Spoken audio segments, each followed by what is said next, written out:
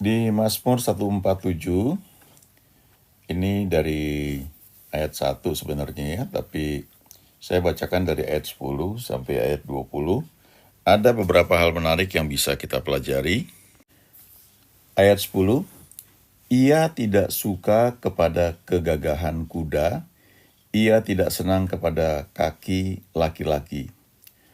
Tuhan senang kepada orang-orang yang takut akan Dia, kepada orang-orang yang berharap akan kasih setianya. Megahkanlah Tuhan, hai Yerusalem, pujilah Allahmu, hai Sion, sebab Ia meneguhkan palang pintu gerbangmu dan memberkati anak-anakmu di antaramu. Ia memberikan kesejahteraan kepada daerahmu dan mengenyangkan engkau dengan gandum yang terbaik. Ia menyampaikan perintahnya ke bumi, dengan segera firman-Nya berlari. Ia menurunkan salju seperti bulu domba dan menghamburkan embun beku seperti abu. Ia melemparkan air batu seperti pecahan-pecahan. Siapakah yang tahan berdiri menghadapi dinginnya? Ia menyampaikan firman-Nya, lalu mencairkan semuanya. Ia meniupkan anginnya, maka air mengalir. Ia memberitakan firman-Nya kepada Yakub, ketetapan-ketetapannya, dan hukum-hukumnya kepada Israel. Ia tidak berbuat demikian kepada segala bangsa, dan hukum-hukumnya tidak mereka kenal. Haleluya. Kalau kita ayat 20 nih ya, kita baca ya, Tuhan itu tidak berbuat demikian kepada segala bangsa, dan hukum-hukumnya tidak mereka kenal. Nah, kita perlu ingat bahwa ini di perjanjian lama, ya, dikenal dua kelompok manusia, yaitu orang Israel dan orang-orang di luar orang Israel, atau Gentiles, ya bahasa Inggrisnya. Nah, di perjanjian lama itu memang itu diturunkan untuk orang Israel. Ya, jadi dari situ mereka ada aplikasinya, sehingga hukum Taurat itu tidak hanya 10 seperti yang mungkin tertulis di kitab Keluaran, ya, tetapi ada 600 lebih, mungkin 613 ya kalau nggak salah. Nah, itu kepada orang-orang Israel. Bahkan kalau kita baca di Perjanjian Baru ya, Paulus berkata orang-orang di luar gereja Tuhan akan dihakimi ya dengan cara Tuhan tersendiri. Ya, kira-kira seperti itu. Tapi poinnya adalah begini, yang saya mau sampaikan itu di ayat 18 ya, 18 sampai dengan 20. Ia menyampaikan firman-Nya, lalu mencairkan semuanya. Ia meniupkan anginnya, maka air mengalir. Nah, kita lihat di sini, ketika Tuhan menyampaikan firman-Nya, ya, dari ayat 7 lah, ia melemparkan air batu seperti pecahan-pecahan. Siapakah yang tahan berdiri menghadapi dinginnya? Ini sesuatu yang terjadi ya kepada alam gitu ya. Ia menyampaikan firman-Nya, ia berfirman lalu mencairkan semuanya. Ia meniupkan anginnya, maka air mengalir. Nah, itu ketika firman-Nya itu mempengaruhi ya atau mengatur ya sesuatu di alam semesta ini. Sama seperti waktu Tuhan Yesus ya, ketika Dia dibangunkan oleh murid-muridnya pada waktu ada badai ya, dikatakan waktu Yesus berkata diamlah atau tenanglah ya, Dia berfirman langsung itu angin ribut itu reda. Tapi coba kita lihat di ayat 19 ya, ia memberitakan firman-Nya kepada Yakub, ketetapan-ketetapannya dan hukum-hukumnya kepada Israel. Jadi kepada orang Israel itu yang nyampe itu ketetapan ya, atau keputusan dan juga hukum-hukumnya. Ya, yang ini boleh, yang ini enggak ya. Semua itu sifatnya aturan-aturan. Tetapi kepada Yakub ya dikatakan ia memberitakan firman-Nya ya. Ini spesifik ya. Jadi Tuhan itu memberitakan firman-Nya kepada Yakub. Nah, kenapa kepada Yakub ya? Karena Yakub itu kan satu pribadi yang kalau kita baca di Alkitab, dia memang kenal Tuhan, dia bergaul dengan Tuhan. Ya, dia tentunya dia belajar dari Abraham, dari Ishak, ya, kemudian akhirnya turun kepada dia. Nah, kemudian ketika namanya diganti sebagai Israel, itu selanjutnya berbicara tentang bangsa, satu bangsa yang besar, ya. Selanjutnya memang dikatakan nama Yakub tidak disebut lagi Yakub, tetapi Israel. Tetapi dalam faktanya kalau kita baca seringkali tetap disebut nama itu, ya, Allah Abraham, Allah Ishak, Allah Yakub. Sementara kalau dikatakan Israel itu berarti mewakili atau menyebutkan tentang satu bangsa yang besar. Nah, kepada bangsa yang besar itu yang disampaikan atau yang diterima oleh mereka adalah ketetapan atau hukum. Tetapi kepada Yakub, kepada seorang pribadi, ini dikatakan Tuhan memberitakan firman-Nya. Ya, Tuhan menyampaikan firman-Nya kepada satu orang, kepada orang yang memang membangun hubungan dengan Dia. Nah, tapi kepada bangsa-bangsa lain di ayat 20 dia tidak beritakan itu, hukum-hukumnya tidak mereka kenal. Jadi itu sebabnya banyak hal orang tidak mengerti ketika Tuhan berbuat sesuatu. Atau ketika kita sedang berdoa, atau banyak orang berdoa dan kita berpikir harusnya seperti ini, tapi ternyata tidak seperti itu hasilnya.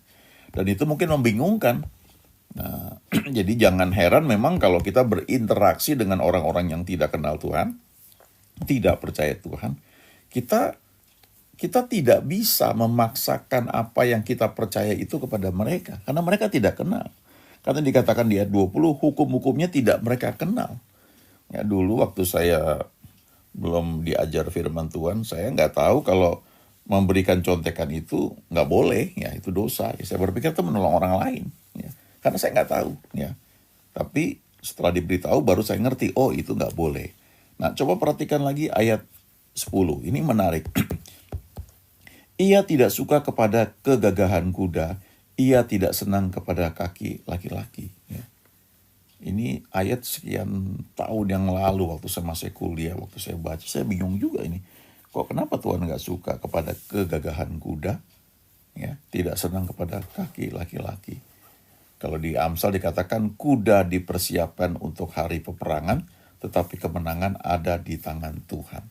Nah, kuda itu alat, ya, yang dipakai, sarana yang dipakai untuk berperang, ya, itu disiapkan, tetapi kemenangannya itu ada pada Tuhan, bukan pada kudanya. Kalau kita pelayanan misalnya, ya, di gereja tempat kita berbakti, kita perlu, ya, alat musik, kalau bisa malah yang bagus sekali, ya, di gereja tertentu udah standar, ya, keyboardnya mesti apa, seri apa gitu. Nah, itu seperti kuda, ya, dan skill itu juga seperti memang kuda, kemampuan kita untuk main musik, dan itu perlu, ya, kita menyiapkan diri kita. Tetapi ketika kita kita pelayanan, maka kita tidak bergantung pada alat musik, ya. Kita pakai itu tapi kita bergantung kepada Tuhan.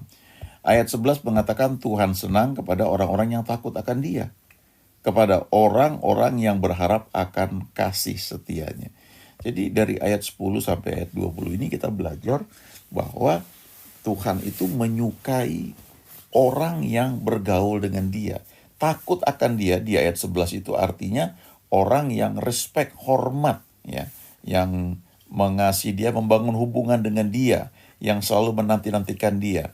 Orang-orang seperti ini walaupun gagah, ya, walaupun keren, punya posisi, ya, hebat, mungkin kaya, ya, itu seperti kuda yang gagah, ya.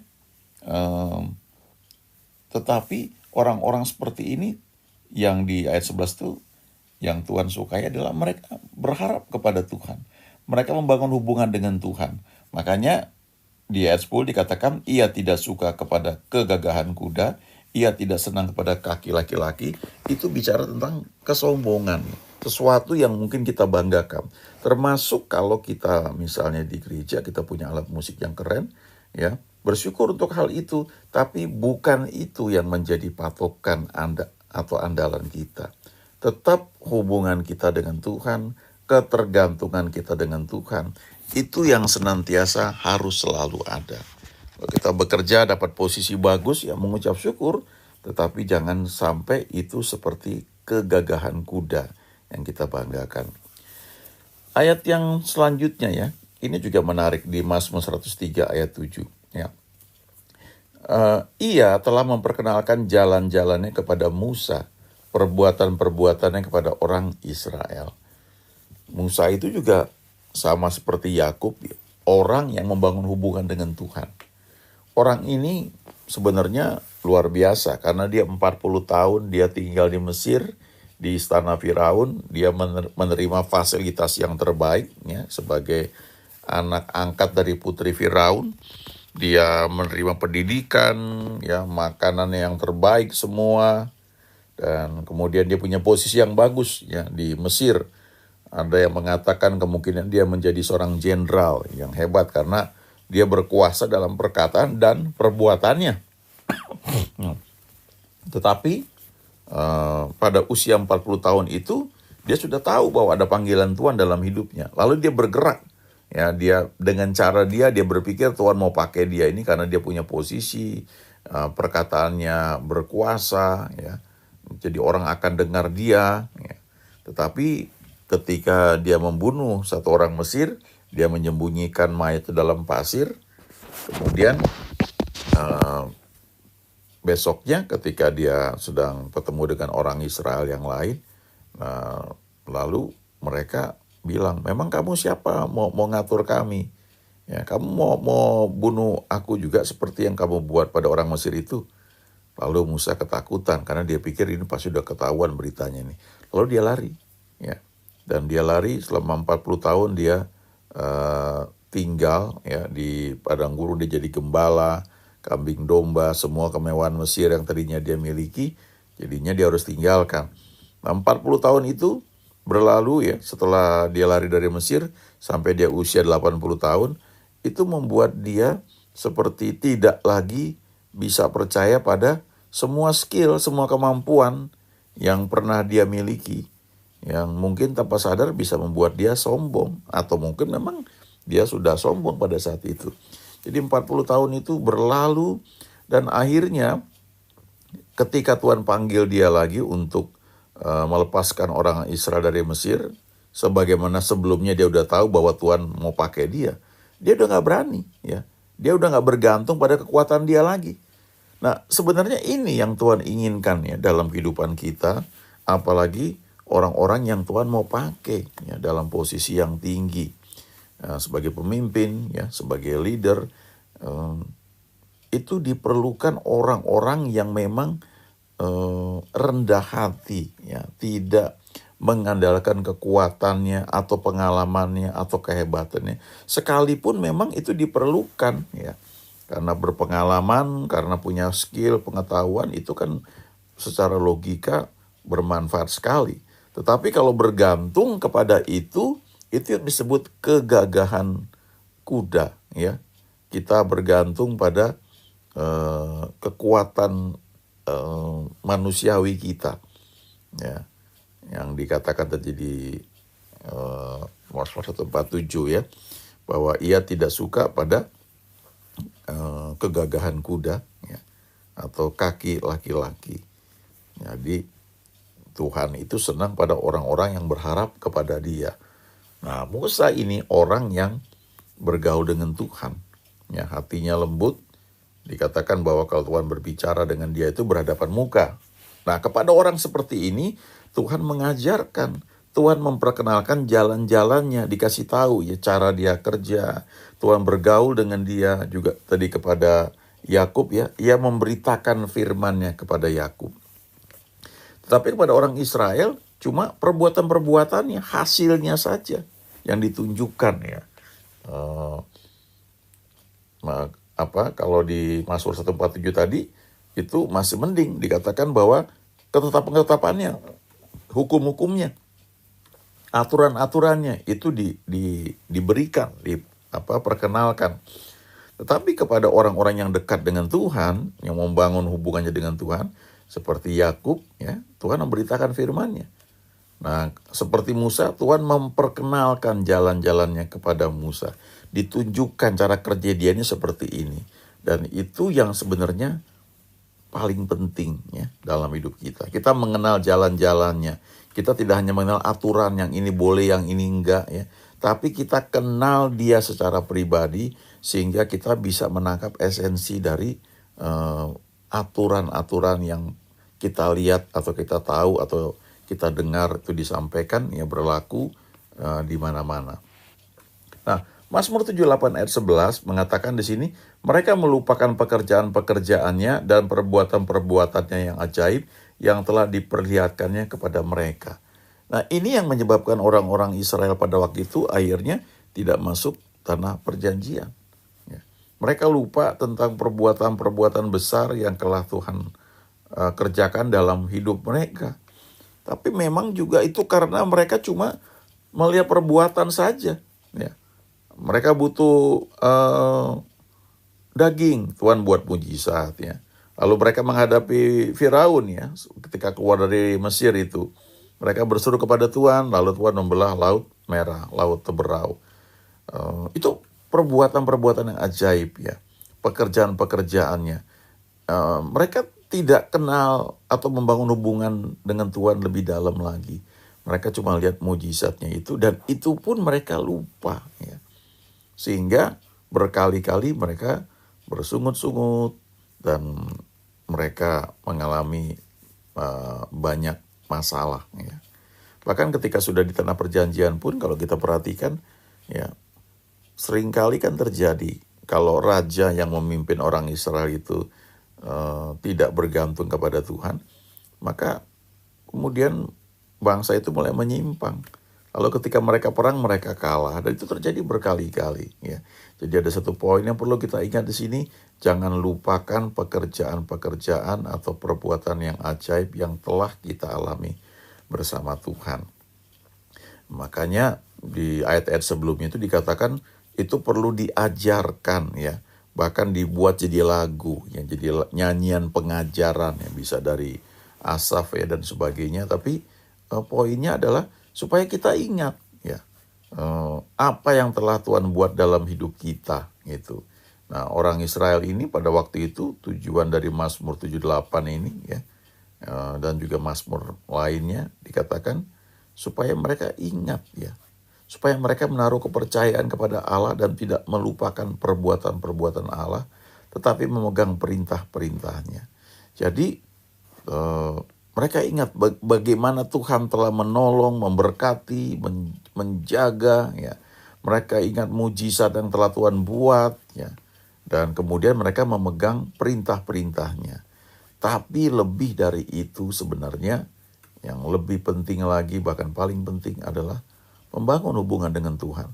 Sehingga tidak hanya tahu perintahnya, tidak hanya tahu atau kenal hukum-hukumnya, ya, tidak hanya melihat atau bahkan mengalami perbuatan-perbuatan Tuhan yang ajaib, tapi lebih jauh lagi mengenal Tuhan secara pribadi, lalu bisa menangkap firman-Nya karena ada pergaulan dengan Tuhan secara pribadi. Ya, jadi seperti Musa itu mengenal jalan-jalan Tuhan. Nah, kalau kita baca di Alkitab itu banyak hal yang aneh. Coba misalnya begini, kalau baca di kitab Kejadian, ya, waktu itu Ribka hamil, ya, anaknya anak kembar, ya, di dalam kandungannya bertolak-tolakan. Lalu Ribka mencari petunjuk Tuhan dan Tuhan berkata ada 2 bangsa dalam kandunganmu. Lalu dibilang yang bungsu akan lebih besar daripada yang sulung. Nah, itu secara logika kan nggak seperti itu. Apalagi kalau kita baca hukum-hukum orang Israel selanjutnya, anak sulung itu mendapatkan 2 double portion harusnya. Ya. Tetapi kalau kita baca, Yakub itu yang kemudian lebih hebat ya daripada Esau abangnya. Ada banyak kejadian seperti itu yang kadang-kadang kita nggak mengerti. Daud juga begitu. Daud yang tidak dianggap oleh abang-abangnya, bahkan oleh orang tuanya nggak dianggap. Tapi ketika Samuel datang untuk mengurapi seorang raja dari antara anak-anak Isai, ya, abang-abangnya nggak dipilih. Yang dipilih adalah Daud yang tidak dianggap. Ya, jadi kita belajar di sini untuk senantiasa membangun hubungan dengan Tuhan, sehingga kita bisa pegang ayat ini ya. Firman-Mu itu pelita bagi kakiku dan terang bagi jalanku. Dan itu setiap hari ya. Day by day bergantung pada Tuhan. Amin.